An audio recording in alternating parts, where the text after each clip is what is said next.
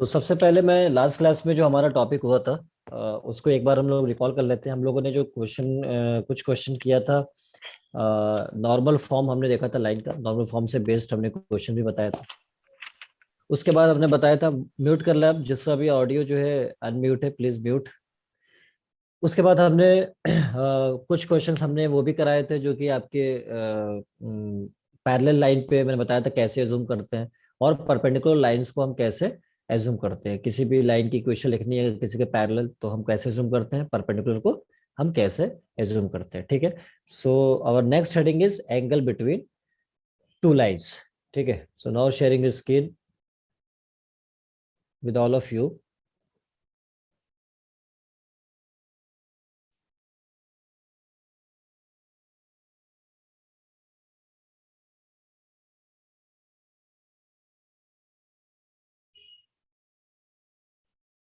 ठीक है, सो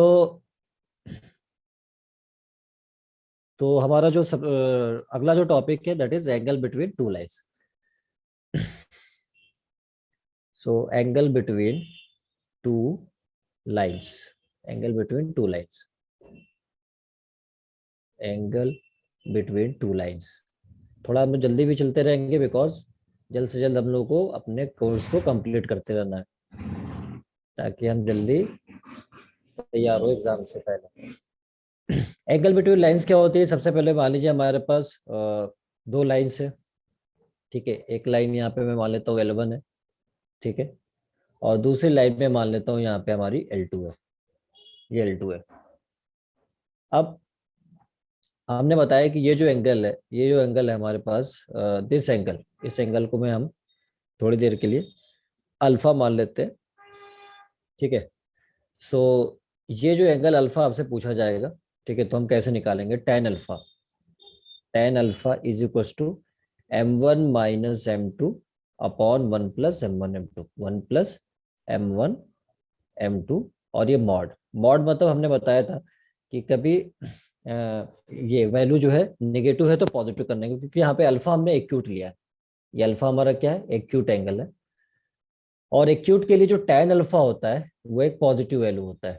एक्यूट के लिए जो tan अल्फा होता है वो पॉजिटिव, बिकॉज एक्यूट है तो पॉजिटिव, तो इसलिए हम यहाँ पे मॉड लगा रहे हैं कि अगर ये वैल्यू नेगेटिव आ जाएगी तो हम उसको पॉजिटिव कर देंगे। तो ये positive tan alpha. M1 M2 क्या है? इसके स्लोप है, मतलब इस लाइन का स्लोप हमारा M1 हो गया। और अगर मैं M2 की बात करूं तो इस लाइन का स्लोप हमारा क्या हो जाएगा? M2 हो जाएगा। तो यहाँ पे जब हम पुट करेंगे M1 की वैल्यू M2 की वैल्यू, सो यहाँ से हमारा जो एंगल आएगा दोनों का, tan अल्फा से M1 - M2 upon 1 + M1 M2। ठीक है ना? फिर यहाँ पे दो केसेस भी बन के आ जाते हैं। दो केसेस हमारे क्या बन के आते हैं?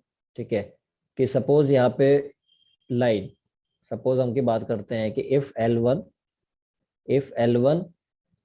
पैरेलल टू L2 हो जाए। अगर L1 L2 के पैरेलल हो जाएगा तो हम कह सकते हैं कि थीटा की value zero, sorry alpha 0 degree हो जाएगा।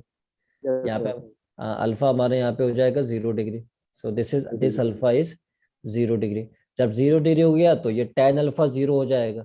तो यहाँ से फाइनली हमारा M1 is equal to M2 हो जाएगा। ये हमने पहले भी बता रखा है कि अगर दो लाइन पैरेलल होगी तो उनका स्लोप्स आपस में क्या होता है? इक्वल हो जाता है। ठीक है, उसके बाद हमने ये भी बताया था कि if L1 perpendicular to L2 हो जाए। अगर L1 L2 के परपेंडिकुलर हो जाएगा तो मैं कह सकता हूँ कि अल्फा की वैल्यू 90 डिग्री हो जाएगा। उसके बाद हमने ये भी बताया था कि अगर ऐसा हो जाता है तो दोनों का स्लोप का प्रोडक्ट क्या हो जाता है? M1 M2 is equal to -1 हो जाता है। ये हमारा स्लोप का प्रोडक्ट -1 हो जाता है। ठीक है ना? ये तब जब 90 डिग्री। तो यह तो हमने बताया था सभी को। ठीक है, अब हम ये बात करें कि ये जो एंगल है, ये एंगल तो हमारा एक्यूट एंगल हो गया, और ये जो एंगल होता है, ये एंगल टोटल कितना है? 180। स्ट्रेट एंगल है, दिस इज 180। 180 में अगर अल्फा हम माइनस कर दे तो this is 180 minus alpha, this is obtuse angle. ये दूसरा एंगल है। ठीक है, ये एक्यूट एंगल है और ये ऑब्ट्यूस एंगल है। तो मतलब ये 90 से छोटा आएगा और ये 90 से बड़ा आएगा, तो इसे हम ऑब्ट्यूस एंगल कहेंगे। तो आपसे कभी एग्जामिनर दूसरा एंगल भी पूछ लेता है, तो दूसरा एंगल पूछेगा तो आप एक एंगल अल्फा तो यहाँ से निकाल ही सकते हो। तो जैसे ही अल्फा आ जाएगा 180 में माइनस कर देंगे तो दूसरा हमारे को यहाँ पे एंगल मिल जाएगा। तो इस तरह से हम दोनों लाइन के बीच का एंगल निकाल सकते हैं। क्लियर है सभी को? Yes sir.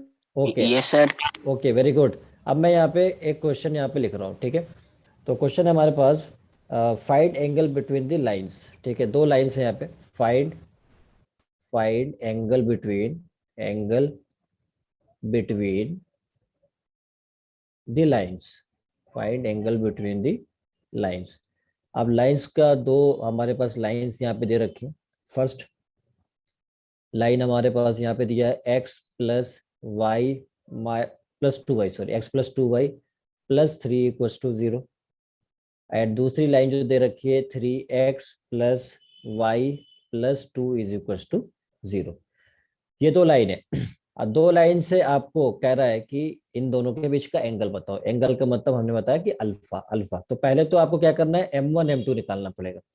m1 कैसे आएगा, हमने बताया था कि लाइन को y इक्वल्स टू mx+c के फॉर्म में लिखते हैं, यानी ऐसे लिखते हैं 2y इज इक्वल्स टू, इसको उधर भेजा -x और -3 हो जाएगा। सो यहाँ से y की वैल्यू कितनी हो जाएगी, 2 से डिवाइड करने पे -1/2x और -3/2। इसको प्लस और इस तरह से लिख सकते हैं। तो आप देखो mx+c के फॉर्म में हमने इसको लिख दिया है। ये हमारा m का काम कर रहा है और ये हमारा सी का, तो हमें सिर्फ m चाहिए था, तो इसका स्लोप हमने मान लेता हूँ, ये लाइन L1 हमने मान लिया and this is line L2। तो इसका स्लोप हमने मान लिया कितना है, m1 है, तो m1 की वैल्यू -1/2 हमारे पास आ गया। सिमिलरली इसका स्लोप हमें मेरे को निकालना है, तो हम क्या करेंगे, इस y को अपनी जगह पे रखेंगे और बाकी को उधर भेज देंगे। सो इधर हो गया -3x और -2, जिसको मैं ऐसे भी लिख सकता हूँ -3x प्लस -2। अब हमको पता है कि y इक्वल्स टू mx+c से कंपेयर करने पे m हमको पता चल जाता है।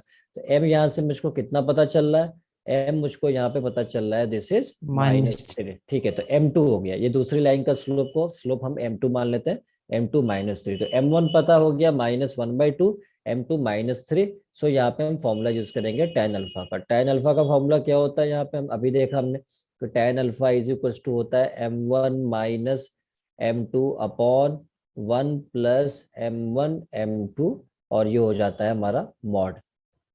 ठीक है, तो अब यहाँ पे आपको सबसे पहले देखना है m1 कितना है। m1 हमारा -1/2 था, हम यहाँ पे -1/2 पुट कर दिए, -1/2 this is mod -1/2 minus m2 हमारे पास कितना था, -3। सो यहाँ पे हो जाएगा -3, this is -3 upon upon 1 plus m1 हमारा हो गया -1/2 और m2 कितना हो गया हमारे पास, अगेन -3। तो अब हम यहाँ पे इसको थोड़ा इवेलुएट करेंगे। जब हम इसको इवेलुएट करेंगे तो यहाँ पे मेरे को क्या मिलने वाला है, देखो आप, ये हो जाएगा -1/2, माइनस माइनस प्लस हो जाएगा 3 अपॉन, इधर हो जाएगा 1 प्लस दिस इज 3/2। तो ये फाइनली कितना हो गया, 6 - 1 5/2, दिस इज 5/2 अपॉन 5/2। ये दोनों सेम हो गए, जो कि कैंसल आउट होके क्या हो जाएगा, कैंसल आउट होके ये 1 हो जाएगा।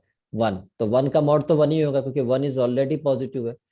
तो इसमें इट मीन्स कि मैं कह सकता हूँ कि tan अल्फा हमारे पास 1 हो गया। तो tan अल्फा अगर 1 हो गया तो कब 1 होता है tan, जब अल्फा क्या हो जाए, 45 डिग्री, क्योंकि 45 डिग्री पे tan की वैल्यू कितनी होती है, 1। तो मैं कह सकता हूँ कि उन दोनों के बीच का जो एंगल है वो कितना है, 45 डिग्री। एक एंगल यानी कौन सा, दोनों का एक्यूट एंगल, यानी ये वाला एंगल, ये वाला एंगल जो हमने यहाँ पे बनाया, ये एंगल हमारा 45 आ गया। तो एग्जामिनर पूछेगा हमसे कि दूसरा एंगल बताओ कितना होगा, तो हमारा ऑब्ट्यूस एंगल, ये हमारा एक्यूट है, ठीक है ना, ये एंगल हमारा क्या है, एक्यूट है, दिस इज एक्यूट। अगर मुझसे पूछा जाए कि भाई दूसरा एंगल क्या होगा, तो मैं यहाँ पे क्या लिखने वाला हूँ, मैं यहाँ पे ऑब्ट्यूस एंगल को ऐसे दिखाने वाला हूँ। ऑब्ट्यूस एंगल जो हमारा होगा, ऑब्ट्यूस एंगल वो होता है हमारा दिस इज पाई माइनस, या 180 माइनस कर लेता हूँ मैं, क्योंकि 180 को ही पाई भी कहते हैं। तो इधर हो जाएगा 180 माइनस अल्फा, ये हमारा अल्फा निकल कर आ गया है, अल्फा यानी 180 माइनस अल्फा, अल्फा हमारा 45 डिग्री। तो ये वैल्यू अगर हो गया 135 डिग्री, ये दूसरा एंगल हो। ठीक है, क्लियर है सभी को, यस सर। ठीक है, वेरी गुड। ठीक है, बस हमने फॉर्मूला यूज किया है। अच्छा, अब एग्जामिनर इसमें क्या करता है, जैसे बहुत बार क्या होता है कि अब जैसे तो एक तो डायरेक्ट एंगल पूछ लिया, या कभी क्या होता है कि एंगल को यूज करा के कॉन्सेप्ट उसमें फिर लाइन की इक्वेशन पूछ लेता है। जैसे कि मैं अगला क्वेश्चन यहाँ पे लिखने वाला हूँ। ठीक है, अगला question, right the equation of line, right the equation right the equation of line right the equation of line passing through right the equation of line passing through 3,2 and inclined at 45 degree with the line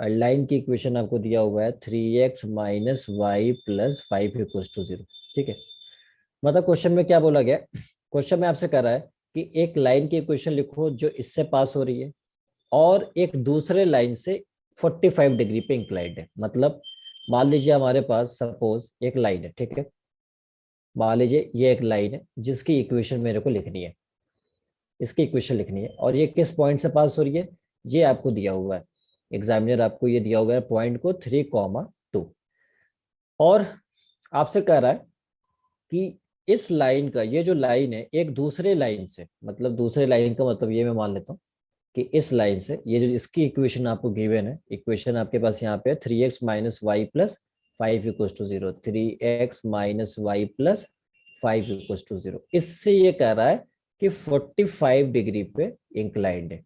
ठीक है, यानी alpha दिया हुआ है 45 degree, alpha मतलब इन दोनों के बीच का एंगल लाइन का। तो अब आपसे कह रहा है, आप इसको मान लो इस L1 लाइन आप इसको मान सकते हो and this line is L2। तो अब आपसे कह रहा है कि इस लाइन का यानी L1 की इक्वेशन क्या होगी। हमने बताया था किसी भी लाइन की इक्वेशन के लिए दो रिक्वायरमेंट होता है, एक पॉइंट होता है, एक इसका स्लोप होता है। तो पॉइंट तो हमको इस लाइन पे पता है लेकिन इसका स्लोप नहीं पता है। स्लोप मैं मान सकता हूँ कि ये हमारा स्लोप इसका m1 है और इसका स्लोप m2 मान लेता हूँ, और इसका स्लोप तो मैं निकाल भी सकता हूँ क्योंकि लाइन की इक्वेशन दिया हुआ है। यहाँ से इसको mx प्लस सी के फॉर्म में लिखूंगा तो क्या लिखूंगा, ऐसे लिखूंगा 3x प्लस 5। ठीक है, सो अब यहाँ से मैं यहाँ पे देखो, सबसे पहले यहाँ पे कंपेयर करूँ तो ये हमारा m का काम कर रहा है, मतलब m2 हमारा पता चल गया 3 है इस लाइन का, m1 हमको फाइंड करना है, m2 पता है और अल्फा भी आपको पता है। तो सिंस आपको फॉर्मूला पता है कि tan alpha is equals to m1 minus m2 upon 1 plus m1 m2, ये भी फॉर्मूला हमने देखा था अभी थोड़ी देर पहले। अल्फा आपको 45 डिग्री वो यहाँ पे रिप्लेस हो जाएगा, तो अब आप इसको 45 डिग्री पे रिप्लेस करेंगे तो हो जाएगा tan 45 degree is equals to, ये हो जाएगा मॉड m1 हमको फाइंड करना है क्योंकि लाइन का स्लोप है, अगर पता चल जाएगा तो पॉइंट स्लोप से मैं इसकी इक्वेशन लिख लूंगा, इक्वेशन पूछ रहा था। m2 कितना है 3 है अपॉन 1 प्लस इधर हो गया 3m1, ये हो गया हमारे पास। और tan 45 की वैल्यू हम सबको पता है कि tan 45 की वैल्यू कितना होता है 1 होता है, सो दिस इज 1। ठीक है, तो ये हमारा 1 के बराबर हो गया। फिर हमने आपको बताया था कि कभी भी अगर mod of x is equal to अगर a हो, ऐसा हो, तो यहाँ से x जो होता है प्लस माइनस से दोनों साइन हम लिखते हैं क्योंकि मॉड को ड्रॉप करने के लिए दोनों साइन यहाँ पे लगाना पड़ता है। तो ये हमारा सपोज x का काम कर रहा है तो मॉड ऑफ x, और ये हमारा a का काम कर रहा है तो mod of x equal to a, तो x equal to plus minus a, मतलब x हमारा कितना है यहाँ पे m1 minus 3 upon 1 plus 3m1 is equal to लिख सकता हूँ प्लस माइनस 1। अब इसके बाद या तो प्लस या तो माइनस यहाँ पे हमको लिखना पड़ेगा, तो m1 माइनस 3 अपॉन यहाँ पे हो गया 1 प्लस 3m1 की वैल्यू, एक तो 1 हो गया, या मैं इसको लिख सकता हूँ कि m1 minus 3 upon 1 plus 3m1, ये हमारा -1 हो गया। दोनों में से कोई भी m की वैल्यू आ सकती है यहाँ पे अगर मैं सॉल्व करूँ तो m1 minus 3 is equal to 1 plus 3m1। ठीक है, और इधर जाएगा तो ये कितना आएगा -4, ये 1 इधर आएगा तो -3 -4, और इधर चला गया तो 2m1 आ गया। ठीक है, सो दिस इज यस -2 -1। ठीक है बेटा, देखते हैं सही आंसर आपका। तो m1 की वैल्यू हो जाएगा इधर -2। ठीक है, m1 -2 आ गया। अच्छा, अब यहाँ से कि हम फाइंड कर सकते हैं, यहाँ से हमको फाइंड करना होगा कि भाई स्लोप क्या आ रहा है। यहाँ से दोनों से m1 ही आएगा लेकिन दो कंडीशन हो सकती है, या तो ये हो सकता है या तो ये हो सकता है। तो m1 minus 3 is equal to, इधर मैं मल्टीप्लाई करूंगा तो -1 माइनस 3m1, ये इधर आएगा तो 4m1 इज इक्वल टू, इधर हो गया 2, तो m1 की वैल्यू 1/2 हो जाएगी। ठीक है, 1/2 यार, तो चेक कर लेना वेदांत, पता नहीं आपका आंसर 1/2 -1 आ रहा था। ठीक है, 1/2 ये, ठीक है 1/2 है। ठीक है, अब 1/2 या तो ये हो सकता है या तो अगर मैं ये ले लूं, और पॉइंट तो हमारे पास एक ही है, वही पॉइंट है 3,2, इसे x1 y1 लिख सकते हो, तो पॉइंट स्लोप फॉर्म से हम लाइन की इक्वेशन लिख सकते हैं। ठीक है। पॉइंट हमको पता है यहाँ पे, कि पॉइंट हमको पता है लाइन पे 3,2, यहाँ पे भी वही है पॉइंट, लाइन तो वही है। तो अगर लाइन या तो इस स्लोप के साथ हो सकती है या तो इस स्लोप के साथ, पॉइंट यही रहेगा हमारा। तो equation of line y minus y one, ये x1 y1 है, y1 हमारा 2 हो गया, m हमारा -2, x माइनस x1 हमारा 3 हो गया। इसको हम सिंप्लीफाई कर लेंगे तो इक्वेशन आ जाएगी। या अगर इस केस की बात करें तो y माइनस वाई वन हमारा 2 है, और m 1/2, x माइनस x1 3 है। बाकी हम इसको सिंप्लीफाई कर लेंगे तो हमारी लाइन की इक्वेशन हो जाएगी। क्लियर है सभी को यहाँ तक? Yes sir. किसी को कोई डाउट? No sir. ठीक है। तो यहाँ पे जो सॉल्व करने के बाद फाइनल जो इक्वेशन आएगी वो आप देख सकते हो यहाँ पे y-2, इस वाले कॉलम की बात कर रहा हूँ, y-2, और इधर हो गया -2x प्लस 6, ये -2x प्लस 6, -2x प्लस 6, तो ये इधर आएगा 2x प्लस वाई, और -8 = 0। एक तो ये हो गया। दूसरा इधर से अगर बात करूँ तो इसको हम सिंप्लीफाई कर सकते हैं।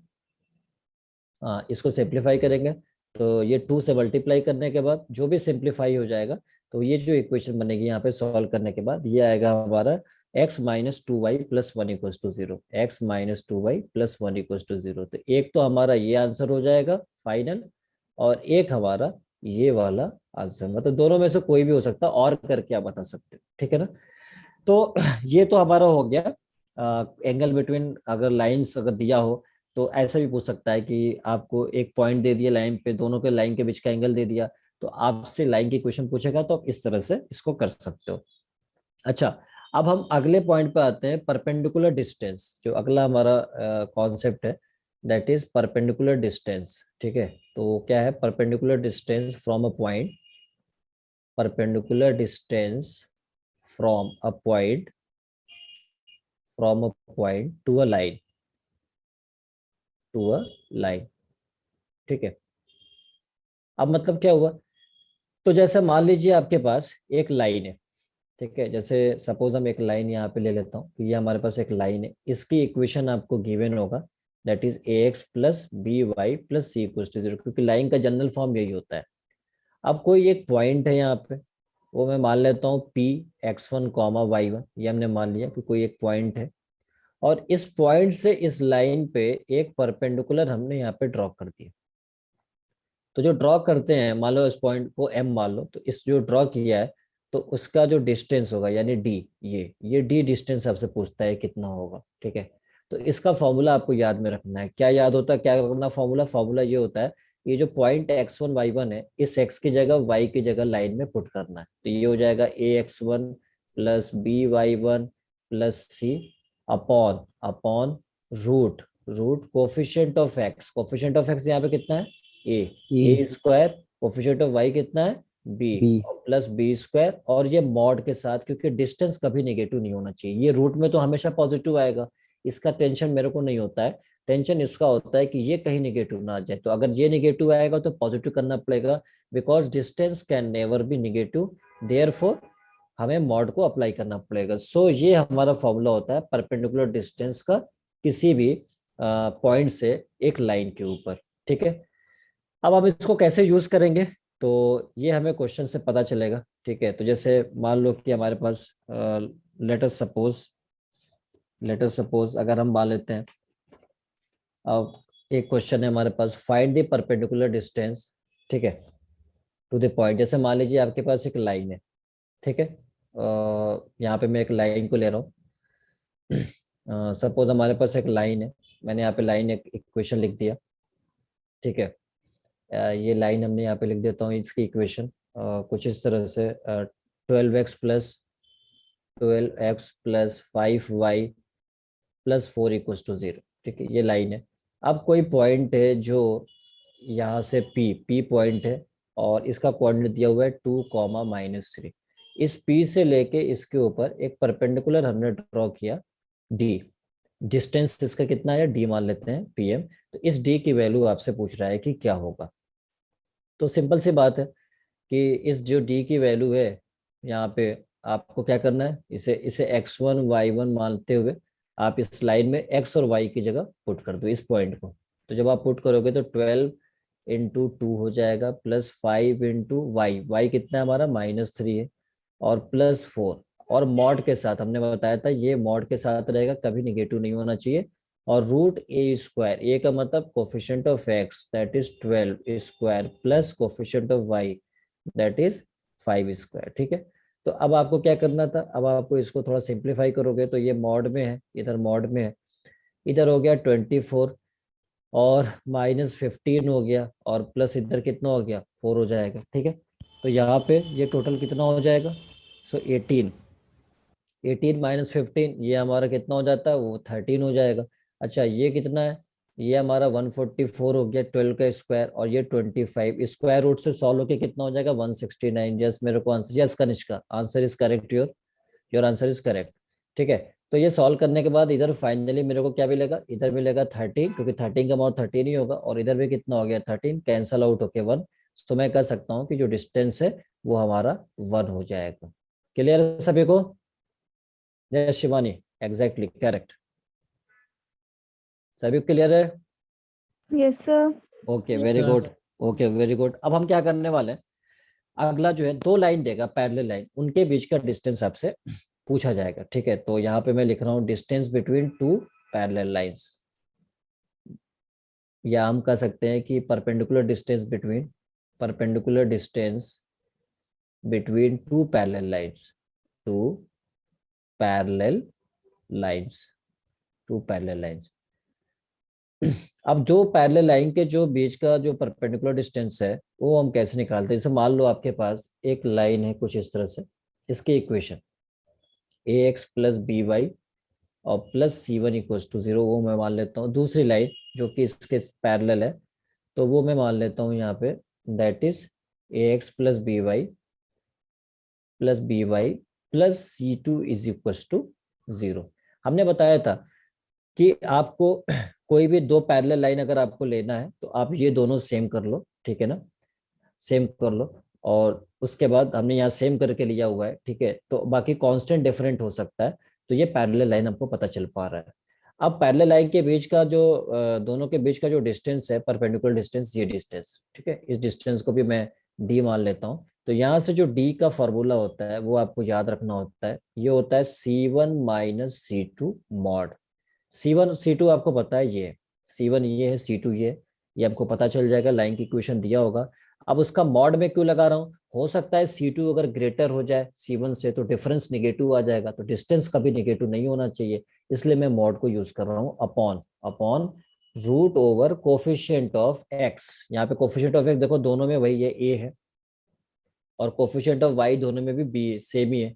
तो मैं यहाँ पे लिख सकता हूँ a² कोफिशिएंट ऑफ x और plus coefficient of y b²। तो यहाँ से मेरे को मिल जाता है distance, perpendicular distance between two parallel lines. समझ में आ रहा है? Yes, sir. Yes, sir. ठीक है, कोई झूठ तो नहीं बोल रहा है मुझसे? No, sir. No, okay sir. Very good, बहुत अच्छा। वैसे भी हम लोग गीता पे हाथ रख के कसम खा चुके हैं, वरना ऊपर वाला छोड़ेगा नहीं। ठीक है, अब अब हम बात करते हैं सबसे पहले कि कैसे क्वेश्चन पूछ लेता है। तो जैसे मान लो एक हम एग्जांपल लेते हैं, जैसे कई बार एग्जामिनर क्या करता है, जैसे बहुत बार एग्जामिनर क्या करता है कि आपको ये सेम नहीं देता है, सेम नहीं देता है ये कोफिशिएंट, ठीक है, जानबूझ के नहीं देता है, क्योंकि उसको पता है कि अगर सेम दूंगा तो स्टूडेंट को स्ट्राइक करेगा कि लाइंस पैरेलल है, फिर पैरेलल का फॉर्मूला यूज कर लेगा। ठीक है, हमने ये पता है कि ये जो रेशियो है, पैरेलल लाइन का मतलब क्या होता है, इनका रेशियो A1/A2 B1/B2 ये इक्वल होना चाहिए। तो सेम नहीं दे सकता है तो बिल्कुल बात है, नहीं देगा तो क्या करेंगे, हम उसको इक्वल कर लेंगे, इसको डिवाइड कर लेंगे, जैसे हमने बताया भी था पहले भी। लाइक मान लो कि आपके पास एक लाइन है, ये एक लाइन होगी सपोज, और इसकी इक्वेशन आपको दे दिया सपोज x + 2y और +3 = 0, ये दे दिया। और दूसरी लाइन आपसे बोल दिया, ठीक है, दूसरी लाइन सपोज यहाँ पे, और अगर इसका सपोज ऐसे लिख देता, अभी तो ये सेम में लेके चल रहा हूँ, तो यहाँ पे x + 2y और प्लस यहाँ पे हो गया 4 = 0। तो अब आपको ये दिख रहा है कि ये दोनों सेम है और कांस्टेंट डिफरेंट है, ये C1 का काम कर रहा है, ये C2 का।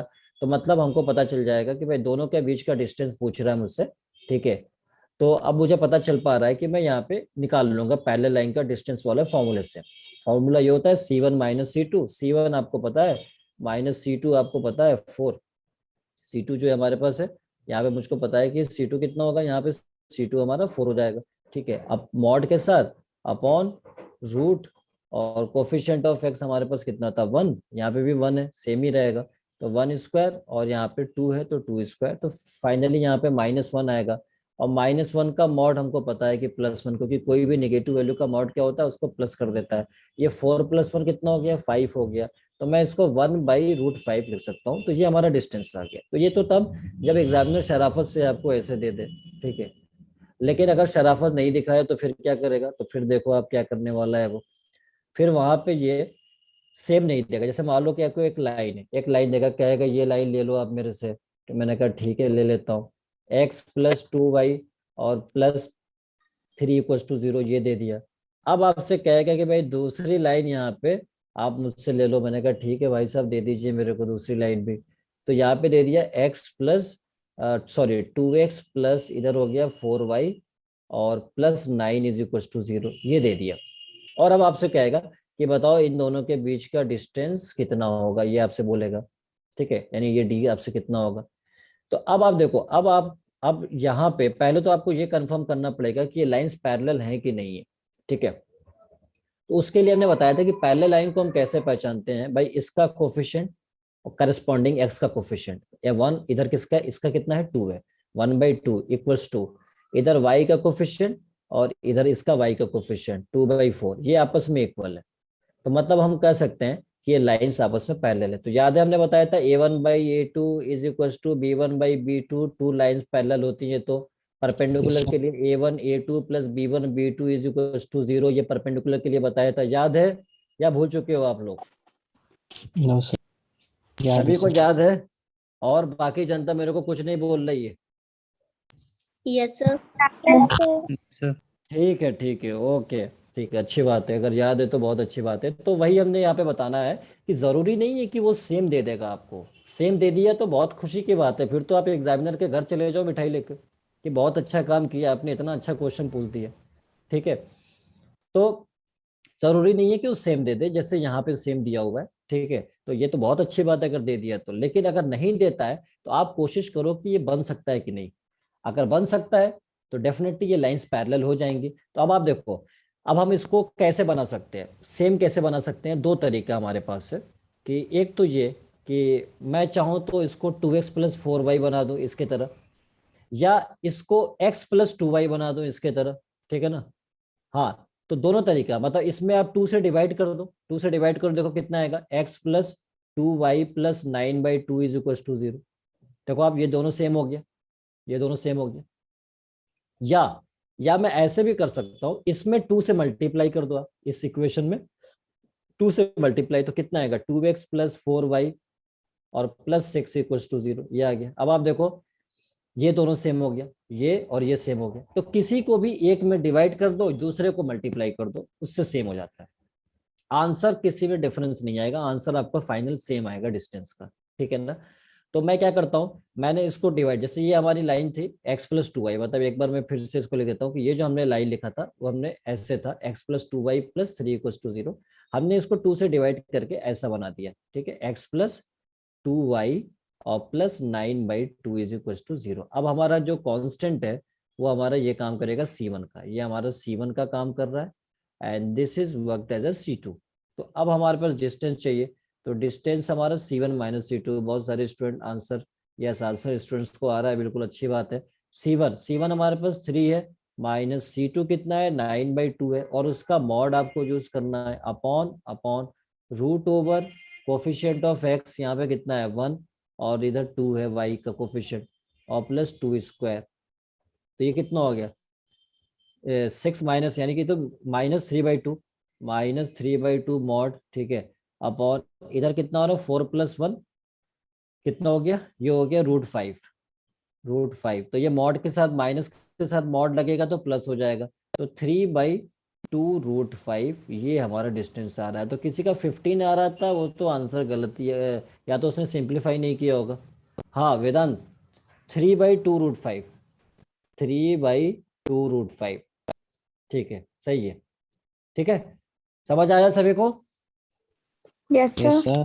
सर। और अगर आप यहाँ से ऐसा करते हो, लेट अस सपोज अगर आपने यहाँ पे ये काम कर दिया, ठीक है, जैसे मान लीजिए यहाँ पे ये काम कर दिया कि इसे सेम बना दिया, यानी ये 2x+4y, ये तो अब ये C1 का काम करेगा, C2 का काम करेगा, तो भी देख लो आंसर सेम ही आने वाला है। देखो आप यहाँ से आंसर देखो, ये C1 हमारा कितना हो गया 6, माइनस C2 कितना हो गया 9, मॉड के साथ अपॉन इधर हो गया रूट रूट, और इधर हो गया 2 स्क्वायर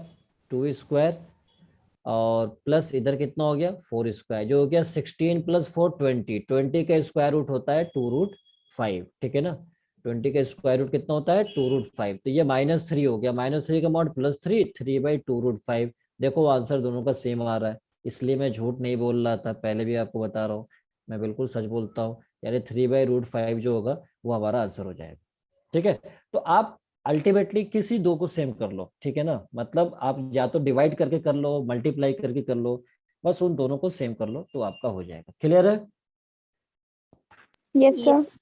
ठीक है, तो अब जो है अब आपका इसमें जो चैप्टर है, ठीक है, उसमें मुझे लगता है कि बहुत ज़्यादा नहीं है, शायद हम लोग एकदम लास्ट चल रहे हैं इस चैप्टर के। तो अब सबसे पहले एक और क्वेश्चन में यहाँ पे लिखता हूँ मैं यहाँ पे, ये उसमें क्वेश्चन में लिखा है कि if the lines 3x-4y 3x-4y plus 5 equals to 0 and 6x minus 8y minus 7 is equals to 0 are tangents of same circle, are tangents of same circle, then find radius of the circle, then find radius of the circle, find radius of the circle, radius of the circle। अब question में क्या पूछा, तो पहले आप question को पढ़ो। Question में कह रहा है कि ये दो लाइन है, वो एक ही टेंजेंट सेम, मतलब सेम सर्कल पे दो टेंजेंट्स है, मतलब ये भी एक टेंजेंट का काम कर रही है, ये भी एक ही सर्कल पे। तो कह रहा सर्कल का रेडियस क्या होगा, मतलब अगर हम बात करें तो कुछ इस तरह से, सपोज हमारे पास एक सर्कल है, मैं यहाँ पे एक सर्कल बना लेता हूँ, जैसे ये हमारा एक सर्कल है, ठीक है।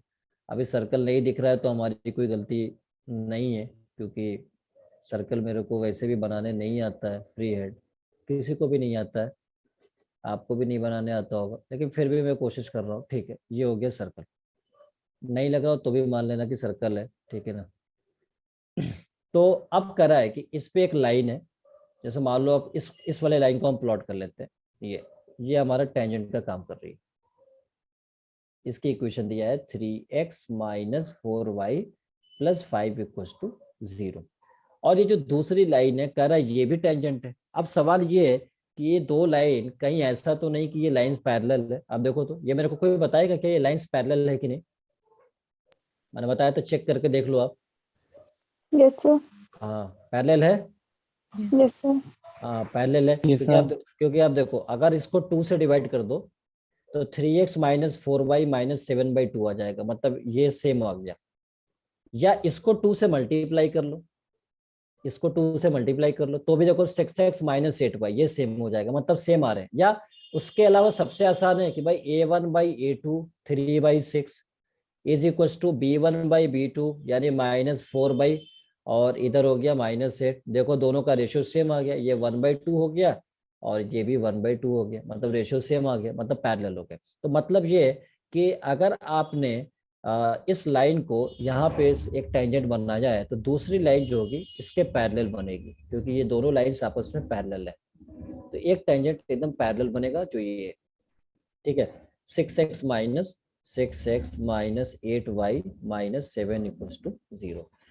और फिर आप इसको अगर 2 से डिवाइड कर देते हो, जैसे मैं यहाँ पे 2 से, लेट अस सपोज कि हम यहाँ पे 2 से डिवाइड कर देते हैं, तो 2 से जब हम इसको डिवाइड कर देंगे, डिवाइड बाई 2 यहाँ पे मैं लिख रहा हूँ, तो ये जो लाइन है वो 3x माइनस 4y और -7 इक्वल्स टू 0 ये हो गया। तो ये दोनों आपको सेम दिखता हुआ लिख रहा है, ठीक है।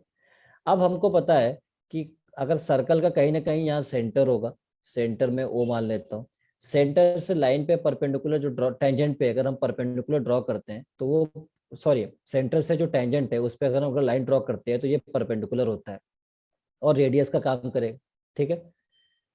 ठीक है। अब यहाँ पे सेंटर से हम परपेंडिकुलर ड्रॉ कर, यहाँ पे एक टेंजेंट पर लाइन ड्रॉ करते हैं तो ये परपेंडिकुलर होगा जो कि रेडियस का काम करेगा। परपेंडिकुलर ड्रॉ किया तो ये रेडियस का काम करेगा। तो क्या मैं कह सकता हूँ कि ये दोनों लाइन का जो बीच का डिस्टेंस है वो 2r के बराबर है, कह सकता हूँ? Yes sir. ठीक है। तो अगर ये 2r के बराबर है तो दोनों लाइन का डिस्टेंस फॉर्मूला तो यूज कर ही सकते हैं। यहाँ पे ये C1 का काम कर रहा है और ये हमारा C2 का काम कर रहा है, तो C1 C2 पता ही है, फॉर्मूला यूज करेंगे तो ये 2r के बराबर होगा, डिस्टेंस बिटवीन पैरेलल लाइंस।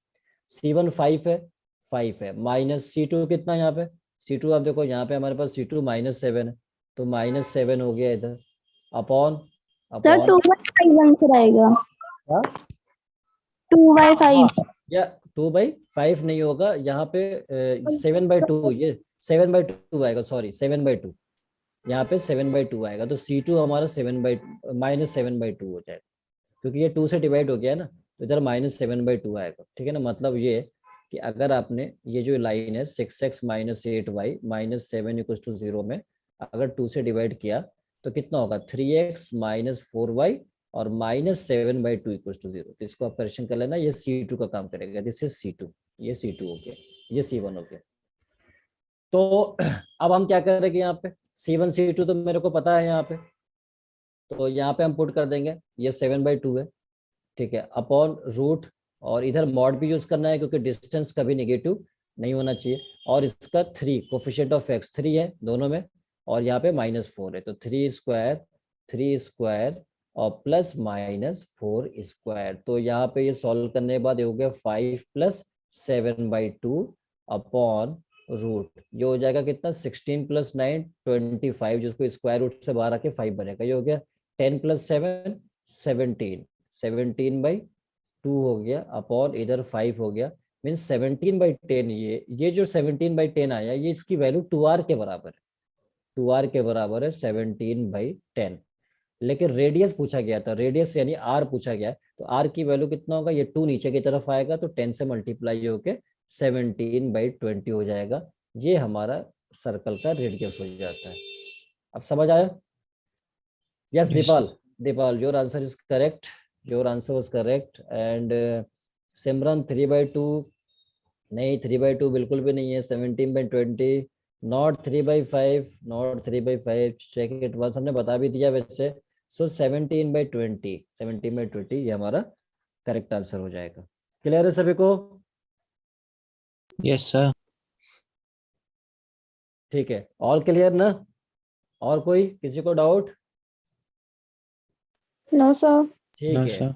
चलिए तो अब इसके बाद इस चैप्टर का हम एक लास्ट हेडिंग देख लेते हैं, जो छोटा सा हेडिंग है। वो हमारा है यहाँ पे centroid of the triangle, centroid of the triangle. अब सेंट्रोइड जो ट्रायंगल का होता है, तो जैसे मान लीजिए आपके पास कोई ट्रायंगल है कोई ट्रायंगल है, लाइक कुछ इस तरह से ABC, ठीक है, ये A B और C। तो पहले तो ये हमको पता होना चाहिए कि सेंट्रोइड क्या होता है, तो कोई मेरे को बताएगा क्या सेंट्रोइड क्या होता है?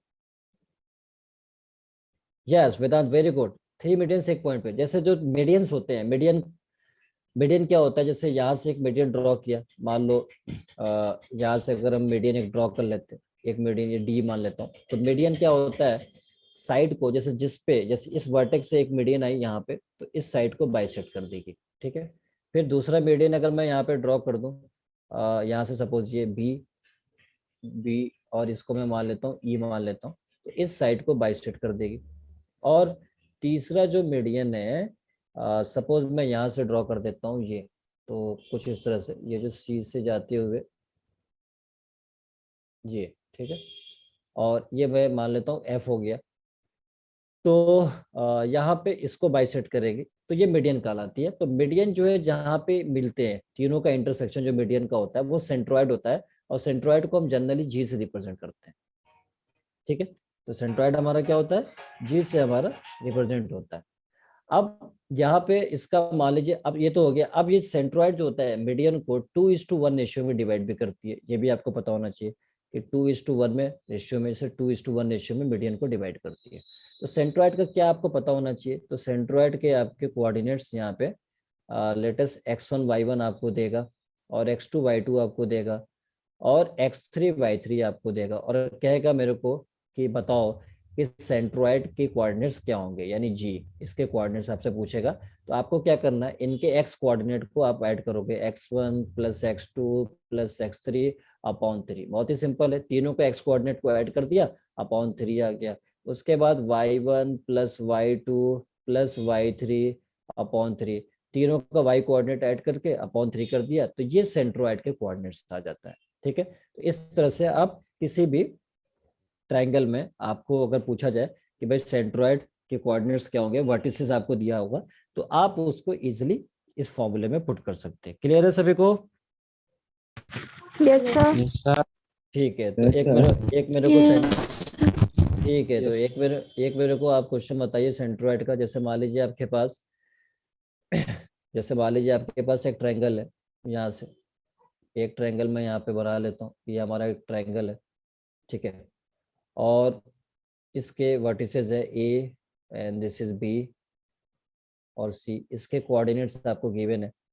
कोऑर्डिनेट्स आपको जो गिवन है वो मैं मान लेता हूँ 0 0, and this is 3 0 3 0, and this is नहीं 1 2 है, सॉरी ये हो गया 1 2, this is 1 2, this is 1 2 1 2, and the third is 3 - -4। तो अब आपसे कह रहा है कि इसके सेंट्रोइड के कोऑर्डिनेट्स आप बताओ कि क्या होगा। मतलब यहाँ पे जो जी होगा उसके कोऑर्डिनेट्स, जी के कोऑर्डिनेट्स आपसे पूछ रहा है कि क्या होगा, ये आपको बताना है। तो जल्दी बताओ, बिल्कुल आसान सा है।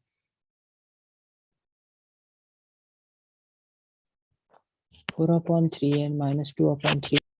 हाँ, तो यहाँ पे क्या करना था, यहाँ पे हमारे पास सिंपली ये x1 y1 इसको मानना था, ये x2 y2 आपको लेना था, और यहाँ पे x3 y3 आपको लेना था। सेंट्रोइड का फॉर्मूला कोऑर्डिनेट्स का हमने अभी बताया है कि तीनों का x coordinate x1 x2 x3 upon 3, y1 y2 y3 upon 3 सब करके। तो यहाँ पे जो g आएगा, तो g हमारा आ गया यहाँ पे, x1 हमारा 0 है, x2 1 है, x3 हमारा 3 है, अपॉन 3 हो गया, y1 कितना हो गया 0, प्लस y2 2 हो गया, y3 -4 हो गया, -4.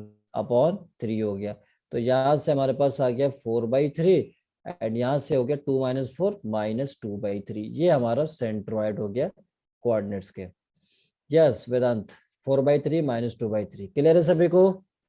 Yes sir. Yes sir. Yes sir. Sir. ठीक है। अच्छा, अब एक बात और ध्यान में रखना है, नोट का पॉइंट है, वो नोट का पॉइंट में ये ध्यान में रखना है कि कभी भी जैसे मान लो कि कोई भी आपका ट्रायंगल है, जैसे मान लीजिए आपके पास यहाँ पे एक ट्रायंगल है, ये ट्रायंगल मैं यहाँ पे मान लेता हूँ कि ये हमारा सपोज एक ट्रायंगल है, ठीक है। और इसको मैं ABC मान लेता हूँ कि ये हमारा ABC एक ट्रायंगल है कोई सा भी, और इसके मिड पॉइंट्स जैसे मान लो इसका मिड पॉइंट के कोऑर्डिनेट्स आपको गिवन है, इसके मिड पॉइंट्स का कोऑर्डिनेट गिवन है, और इसके मिड पॉइंट्स के कोऑर्डिनेट्स आपको गिवन होंगे, ठीक है। ये R, ये इसका मिड पॉइंट होगा, तो ये साइड इक्वल, ये इसका इक्वल, ये इसका। तो कहेगा कि इनसे ये जो ट्रायंगल है, इन दोनों मिड पॉइंट से जो ट्रायंगल बन रहा है, ये इस छोटा वाला ट्रायंगल, ठीक है, तो कहेगा इसका सेंट्रोइड क्या होगा, यानी इस वाले ट्रायंगल का सेंट्रोइड। तो अब आपको याद रखना है कि सेंट्रोइड जो होता है, सेंट्रोइड ऑफ ट्रायंगल PQR, अगर ये पॉइंट्स मिड पॉइंट्स के हैं, मतलब साइड्स के मिड पॉइंट्स हैं, अगर इनको ज्वाइन करने के बाद जो ट्रायंगल बनता है उसका सेंट्रोइड बड़े वाले सेंट्रोइड से कोइंसाइड कर जाता है, मतलब दोनों का सेंट्रोइड सेम होता है। तो अगर इसका पूछेगा तो हम इसका सेंट्रोइड निकाल देंगे। बात समझ में आ गया? तो मतलब मैं यहाँ पे कह सकता हूँ कि जो सेंट्रॉइड होगा पी क्यू आर का वो इक्वल होगा, सेम होगा centroid of triangle A B C का।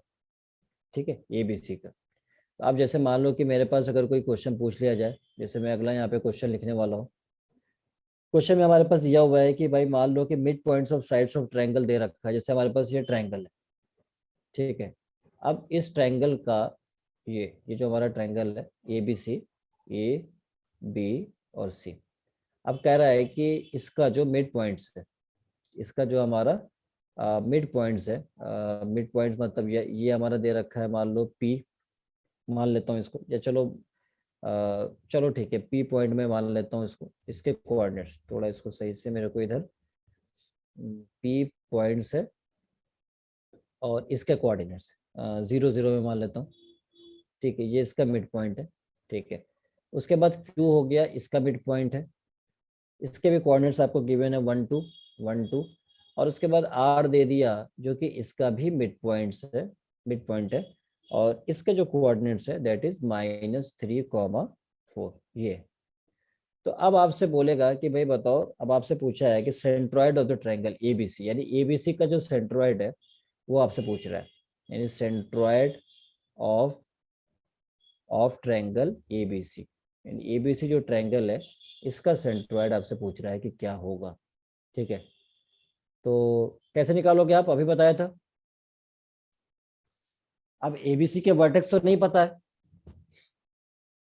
एबीसी का वर्टेक्स तो मेरे को नहीं पता है। ठीक है, ये मेरे को आंसर आ भी रहा है 2/3, दीपल 2/3, 2/3 और -2/3, चेक इट वंस, 2/3 और -2/3। ठीक है, -2/3, ठीक है, -3, 4 है, 1 मिनट, -3, 4 है ना। हाँ, तो इसको जब ऐड करेंगे तो -2/3 आएगा, -2/3, और 6/3 का मतलब तो 2 ही हो जाता है। यस डिम्पल, 6/3 मीन्स 2, सही है। तो अभी सही है, कुछ लोगों ने आंसर बताया मेरे को। तो मतलब ये हुआ कि ये जो ट्रायंगल है इसका जो सेंट्रॉइड आप निकाल दो, क्योंकि ये मिड पॉइंट्स है, तो इसका जो सेंट्रॉइड आएगा वो इसका हो जाएगा। तो सिंपली मुझको निकालना था कि ये जो सेंट्रॉइड होगा इसका वो इक्वल होगा centroid of triangle P Q R के सेंट्रॉइड के इक्वल हो जाएगा। ठीक है, तो अब हम इसको इजिली यहाँ पे फाइंड कर सकते हैं। तो अब हमको क्या करना था, मान इसका सेंट्रॉइड निकालना था। तो यहाँ पे x1, इसको आप x1 y1 मान लो, ये हमारा x2 y2 हो जाएगा, and this is x3 y3। सो यहाँ पे x1 + x2 + x3 upon 3, y1 + y2 + y3 upon 3। तो ये कितना हो जाएगा, ये हो जाएगा -2/3 और कॉमा ये 6/3, जिसको मैं 2 लिख सकता हूँ। क्लियर है सभी को? Yes sir. Yes, sir. ठीक है, वेरी गुड। तो एक क्वेश्चन और हम लोग कर लेते हैं, फिर उसके बाद इस चैप्टर को हम लोग अलविदा बोल देंगे। और बहुत ही याद आने वाला ये चैप्टर हम सबको, काफ़ी इमोशनल मोमेंट आज हमारे लिए होगा। ठीक है, क्योंकि ये चैप्टर हम सबसे बहुत दूर जाने वाला है, हम सबसे बहुत दूर ये जाने वाला है चैप्टर। इसके बाद जब हम अगले चैप्टर पर आएंगे तो 2 मिनट का मौन रखेंगे, फिर हम अगले चैप्टर को शुरुआत करेंगे। Yes sir. ठीक है, सर गम मेरे लेंगे, क्या लेंगे? गम मेरे लेंगे सर। अच्छा अच्छा, क्या बात है, क्या बात है। मतलब कोई बात नहीं, ठीक है, सारे सितम आप सह लेंगे तो अच्छी बात है। Yes sir. ठीक है, देखो आप तो यहाँ पे क्या करना है, सबसे पहले एक इस क्वेश्चन में बोला गया कि 1,1 एक वर्टेक्स है ट्रायंगल का। 1,1 एक ट्रायंगल का वर्टेक्स है, और कह रहा है कि mid points of sides passing through this vertex. मतलब कह रहा है कि जो इस वर्टेक्स से पास होने वाली साइड है, एक तो मान लो आप इसको ए मान लो और बी मान लो ये सी, तो इससे पास होने वाली साइड कौन सा है, ए बी है और ए सी है, ये साइड है। तो कह रहा है इसके मिड पॉइंट्स के कोऑर्डिनेट्स आपको गिवन है।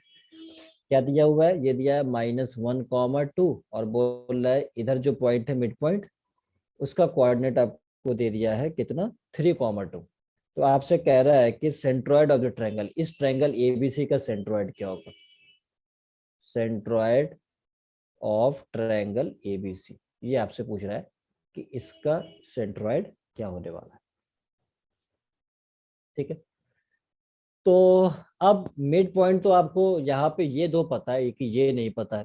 तो अगर ये पता होता जैसे पहले वाला क्वेश्चन था तब तो बहुत आसानी से निकाल देता है। इसका में इसका सेंट्रॉइड बराबर बड़े वाले ट्रायंगल का सेंट्रॉइड, मगर वो भी नहीं पता है।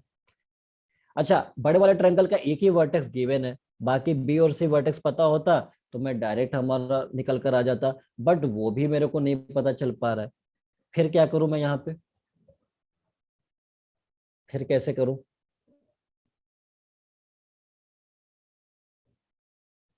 हाउ टू इवेलुएट, क्योंकि मेरे को अगर ये वर्टेक्स मिल जाए तो 3 वर्टेक्स हमारे एक तो पहले से पता है, तो हम सेंट्रॉइड का फॉर्मूला यूज कर लेते हैं एबीसी ट्रायंगल के लिए। या मेरे को ये वाला पता चल जाए, तो ये वाला पता चल जाए, अगर ये वाला पता होता, जैसे पता सपोज ये वाला हमको तो ये पता चल जाए तो ये तो हो ही जाएगा, फिर इसकी क्या जरूरत है, हम बी और सी पता कर ले तो हमारे लिए बेहतर हो जाएगा।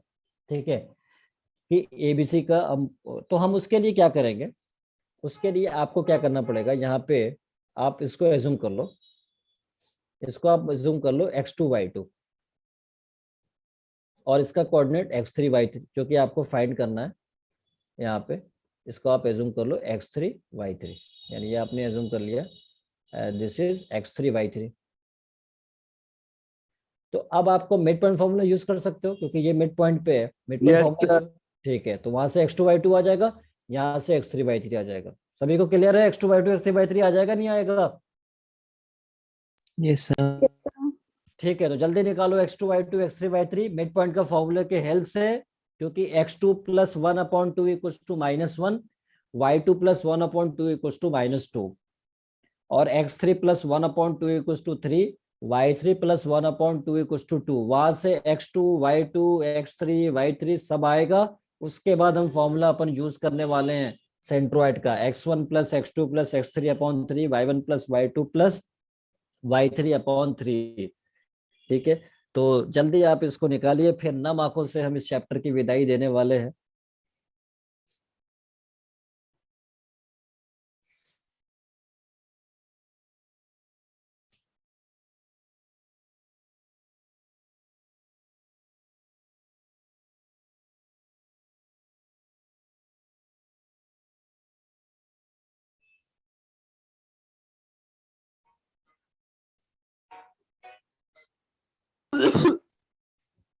यस, मेरे को कोई आंसर मिल रहा है। x2-3, वेदांत जल्दी निकालो आप सेंट्रोइड, सेंट्रोइड निकालो सेंट्रोइड। यहाँ पे देखो मैं अभी ए बी में मिड पॉइंट फॉर्मूला यूज कर रहा हूँ, A B mid point formula use करूंगा। देखो तो x2 plus 1/2 is equal to, यहाँ पे लिखूंगा -1, y2 plus 1/2 is equal to मैं लिखूंगा यहाँ पे 2, तो ये उधर जाएगा तो -2, तो x2 की वैल्यू हो जाएगा -3, -2 -1 -3, y2 हो जाएगा यहाँ से 3, तो ये तो आ गया -3,3। ठीक है, तो ये आ गया हमारा -3,3। अच्छा, उसी तरह से आप ये निकाल दो। इसके लिए आपको क्या करना पड़ेगा, अब आपको बीसी में यूज करना पड़ेगा, बीसी में।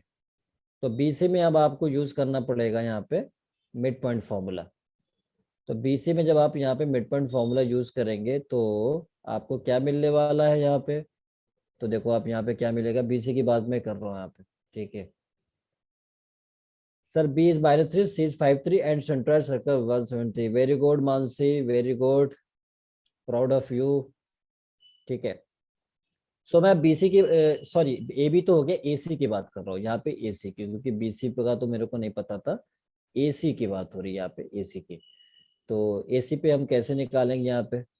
ठीक है, एसी के लिए, तो एसी के लिए हम यहाँ पे मिड पॉइंट फॉर्मूला जैसे यूज करेंगे, x3 plus 1/2 equals to 3, x3 plus 1/2 is equals to 3, comma, उसके बाद हम क्या करेंगे, उसके बाद हम यहाँ पे आएंगे y3 प्लस 1/2 इक्वल्स टू 2, तो y3 plus 1/2 is equals to 2, y3 plus 1/2 is equals to 2। So यहाँ से फिर मेरे को क्या मिलने वाला है, यहाँ से x3 की वैल्यू आ जाएगा मेरे पास 6 - 1 5 और y3 आ जाएगा 4 - 1 दैट इज 3। तो 5,3 यही आ रहा होगा सभी के। ठीक है, यस सर। ठीक है, तो ये हमारा पास आ गया यहाँ पे 5,3 आ गया। तो बस ये पता है x1 y1 x2 y2 x3 y3 centroid का फॉर्मूला हम यूज कर लेंगे। सेंट्रोइड का फॉर्मूला x1 + x2, x1 हमारे पास 1 है, x2 -3 है, तो 1 + -3 और प्लस x3 5 है अपॉन 3 कॉमा y1 कितना होने वाला है यहाँ पे, y1 होने वाला है यहाँ पे 1 और प्लस 1 + y2 कितना होने वाला है 3 3 और प्लस y3 हमारा 3 है अपॉन 3। तो इधर हो गया हमारे पास 6 - 3 3/3 1 हो गया, 6 + 1 7/3।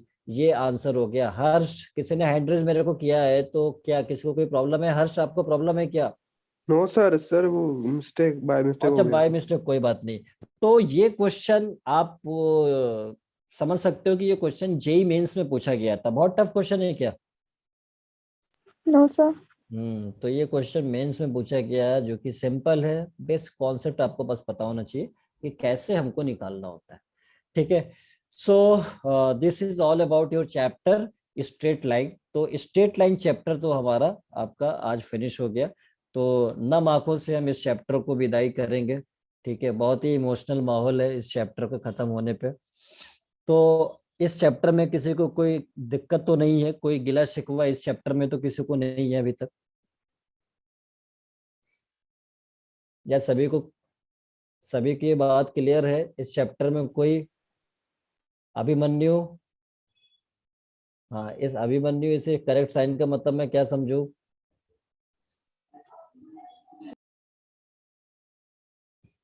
नहीं सर, ये तो पहले लगाया था। क्या लगाया था? पहले लग गया था सर, ये गलती से। अच्छा अच्छा, गलती से, ओके, कोई बात नहीं। ठीक है, तो कोई किसी के आंख में आंसू तो नहीं आ रहे हैं इस चैप्टर को खत्म होने पे? इमोशनल नहीं मोमेंट?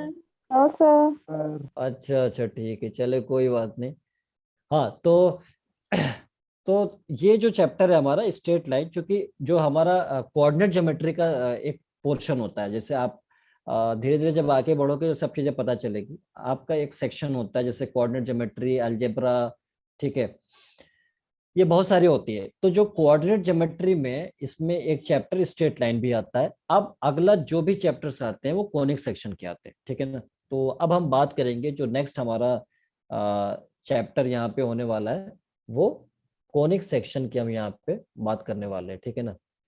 सो ठीक है, हाँ, so our next chapter is conic section. तो कोनिक सेक्शन में सबसे पहले तो मैं कोनिक सेक्शन का एक बार इंट्रोडक्शन यहाँ पे आप लोग को दे देता हूँ, क्योंकि जो कोनिक होता है हमारा, जो मेनली जो कोनिक के पार्ट में आते हैं, वो हमारा एक सर्कल, दूसरा पैराबोला, हाइपरबोला, इलिप्स, ये अपने आप में अलग अलग चैप्टर्स होते हैं। ठीक है, आपके बुक में मतलब इन सबको एक में करके दिया हुआ है कि हम उसको सेपरेट करके आपको पढ़ाएंगे, कि एक सर्कल का टॉपिक को सेपरेट पढ़ाएंगे, फिर पैराबोला का, हाइपरबोला का, और उसके बाद इलिप्स का एंड हाइपरबोला। तो कोनिक के पार्ट में जो आता है वो सर्कल, पैराबोला, हाइपरबोला और इलिप्स, ठीक है, ये सारे पार्ट कोनिक में। कोनिक का मतलब हो जाता है कि जैसे कोई भी हम प्लेन में, हम कोनिकल प्लेन में अगर हम कट करते हैं तो वैसे शेप्स जो आते हैं वो उसमें सर्कल आ जाता है, और पैराबोला, हाइपरबोला, एलिप्स, इसलिए हम इसको कोनिक सेक्शन कह देते हैं, ठीक है ना। तो मेनली हमको उसमें सबसे पहले जो हम लोग पढ़ेंगे इस कोनिक सेक्शन में, उसमें पहला जो हमारा होगा वो होगा सर्कल होगा। ठीक है, कि सर्कल जो है वो क्या होता है, जैसे आपने पहले भी पढ़ा होगा सर्कल के बारे में अर्लियर क्लासेस में, 10th क्लासेस में, लेकिन हम लोग यहाँ पे सर्कल के बारे में हम यहाँ पे स्टडी करेंगे कि भाई सर्कल जो है वो उसकी इक्वेशन क्या होती है, ये हम पढ़ेंगे। पहले आप सर्कल के बहुत सारी थ्योरम्स, प्रॉपर्टीज पढ़ते थे, लेकिन अब यहाँ पे थोड़ा डिफरेंट हो जाएगा। सर्कल की इक्वेशंस क्या होती है, सर्कल का सेंटर हम कैसे फाइंड करते हैं, अगर इक्वेशंस दिया हो तो सेंटर कैसे आएगा, सेंटर रेडियस दिया हो तो सर्कल की इक्वेशन कैसे आती है, वो सारे पैरामीटर्स हम यहाँ पे फाइंड करते हैं, ठीक है ना। तो अब यहाँ पे हम आने वाले हैं उसी चैप्टर के अंदर, ठीक है। सो सबसे पहले, ठीक है, स्क्रीन तो शो हो रहा है आप लोगों को? Yes sir. ओके, तो कोनिक सेक्शन में जो टॉपिक है वो मैं यहाँ पे इंट्रोड्यूस कर दूंगा, ठीक है, जब पीडीएफ हम सबमिट करेंगे, ठीक है। अच्छा, आप लोग नोट्स तो एक्सेस कर पा रहे हो क्या? ये sir. Yes sir. Yes sir. Okay, good. तो अब हम इसमें जो कोनिक सेक्शन का पार्ट है उसमें हम यहाँ पे सर्कल की बात करने वाले हैं सबसे पहले। तो सर्कल, तो सर्कल मेरे को कोई बताएगा कि क्या होता है? सर्कल मेरे को कोई बताएगा कि क्या होता है? Anyone else? गलती से याद करिए आप लोग। Spherical body. क्या होते? Spherical body. Spherical body. तो स्फीयर क्या होता है? अगर सर्कल एक स्फेरिकल बॉडी है तो स्फीयर क्या होता है? अच्छा, हमें जो सर्कल का डिफिनेशन, जो सर्कल होता है क्या है, अगर कोई मेरे को ऐसा पूछे तो ये तो बाहर का भी आदमी बता सकता है ना। अगर जो बाहर वो कुछ पढ़ा लिखा नहीं, ये बिल्कुल भी नहीं जानता है, तो वो तो यही आंसर बताएगा, सर्कल भाई कुछ ऐसे ही होता है, बिल्कुल गोल सा। वही आप आंसर मेरे को बता रहे हो। सर्कल का एक मैथमेटिकल उसका क्या व्यू है, क्या उसका मतलब है, ठीक है, वो हम यहाँ पे देखे समझने वाले हैं। जैसे मान लो एक फिक्स पॉइंट है यहाँ पे, ठीक है, कोई एक फिक्स पॉइंट है और एक मूवेबल पॉइंट है। मूवेबल का मतलब वो मूव कर रहा है, मतलब कहीं भी मूव कर सकता है, लाइक इसके चारों ओर कहीं भी, जैसे पॉइंट है यहाँ पे कहीं पे भी मूव कर सकता है, ठीक है, ये कहीं पे भी इसके चारों ओर मूव करेगा। तो उससे जो डिस्टेंसेस है, डिस्टेंसेस का मतलब ये कि जैसे मैं मान लूँ कि यहाँ से लेके इसका डिस्टेंस, फिर पॉइंट अगर मूव करके यहाँ चला गया, ठीक है, तो ये डिस्टेंस, फिर यहाँ चला गया तो ये डिस्टेंस, फिर यहाँ चला गया तो ये डिस्टेंस, तो मतलब ये डिस्टेंसेस जो है ये सब इक्वल है, इक्वल है, यहाँ पे भी इक्वल, हर जगह इक्वल। तो कहा जाएगा कि वो जो पॉइंट है एक सर्कल क्रिएट करेगा। तो लोकस इसका जो होगा सर्कल, लोकस का मतलब होता है पाथ, लोकस का मतलब होता है पाथ, पाथ मतलब रास्ता। तो इस जो पाथ पे मूव कर रहा है वो इसका पाथ जो होगा वो क्या होगा, एक सर्कल होगा, तो एक सर्कल क्रिएट कर जाएगा, ठीक है ना? ठीक है, यस, वेरी गुड सिमरन, ठीक है, लेकिन बहुत देर से आंसर मेरे को बताया, उस टाइम भी मैंने पूछ ही रहा था, ठीक है। तो ये बहुत सारे पॉइंट्स जो आपने बोला ना अभी डेफिनेशन में, कलेक्शन ऑफ ऑल पॉइंट्स, ये सारे पॉइंट्स का कलेक्शन है। ये पॉइंट अगर हम इसको कलेक्ट कर दे तो आप देखो यहाँ से हर पॉइंट का डिस्टेंस, जो भी पॉइंट मूव करेगा यहाँ पे आ जाए तो इसका डिस्टेंस, यहाँ डिस्टेंस, ये सेम होगा, यानी फिक्स होगा। तो ये सर्कल बनाएगा, तो हम कहते हैं कि ये एक सर्कल बना देता है। और सर्कल अगर ये बनाता है तो इसके में क्या क्या पैरामीटर होती है, तो ये जो डिस्टेंस होता है, जो कांस्टेंट डिस्टेंस होता है, ये हमारा रेडियस का काम करता है। और ये जो फिक्स पॉइंट होता है जिसके अबाउट पॉइंट मूव कर रहा था, इसको हम सेंटर कहते हैं। तो ये हमारा सेंटर ऑफ द सर्कल होता है, और ये रेडियस होता है, और ये जो पाथ है, ये पाथ हमारा एक सर्कल का काम करता है, ये हमारा सर्कल है, ठीक है। तो अभी सभी को पता चल गया होगा। अब सर्कल का ये तो बेसिक मतलब हो गया। अब सर्कल का इक्वेशन क्या होता है, तो किस तरह से हम सर्कल की पढ़ते हैं, तो यहाँ पे हम अगला हेडिंग यहाँ पे देखने वाले हैं, equation of circle, equation of circle in centre radius form. ये हमारा हो गया equation of circle, equation of circle in centre radius form, in centre radius form.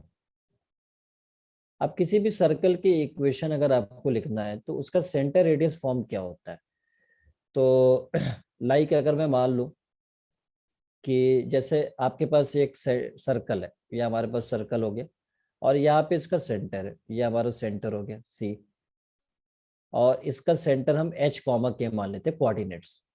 और ये जो पॉइंट है पी में मान लेता हूँ, इस पी का कोऑर्डिनेट एक्स कॉमा वाई, ये तो वैरी करता रहेगा, ठीक है। और ये जो पी से सी तक का जो डिस्टेंस होता है वो हम सभी अभी हमने देखा था कि वो आर का काम करता है, मतलब जो पी सी है वो आर के बराबर है, क्योंकि आर का काम कर रहा है। तो मैं क्या डिस्टेंस फॉर्मूले से पी सी निकाल सकता हूँ? क्या मैं डिस्टेंस फॉर्मूले से पी सी निकाल सकता हूँ? क्या मैं डिस्टेंस फॉर्मूले से क्या पी सी निकाल सकता हूँ, बताओ आप।